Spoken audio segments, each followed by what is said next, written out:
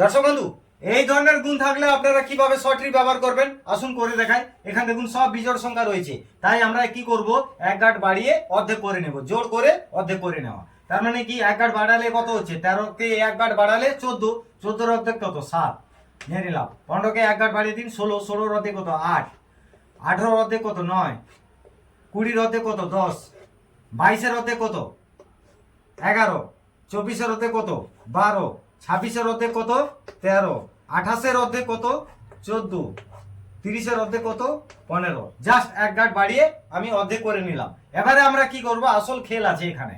দেখুন এখানে 58 রয়েছে, এখানে 13 রয়েছে, 8 এবং 5।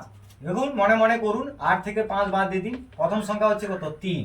এবার 3 থেকে 1 বাদ দিয়ে দিন, 3 থেকে 1 বাদ দিয়ে দিন, হচ্ছে কত 2।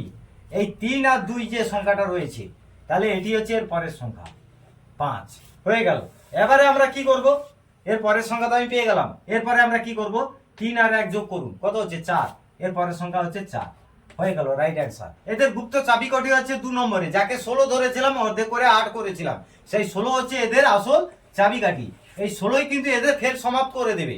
ঠিক আছে, কিভাবে দেখুন, এই 54 সঙ্গে 16 যোগ করে দিন, কত হচ্ছে দেখুন 70, এটা হচ্ছে রাইট অ্যান্সার। এবারে 70 এর সঙ্গে 16 যোগ করুন, দেখুন 86, এটা হচ্ছে রাইট অ্যান্সার। 86 সঙ্গে আবার 16 যোগ করুন, দেখুন 102। এবারে 102 সঙ্গে 16 যোগ করুন, দেখুন 118।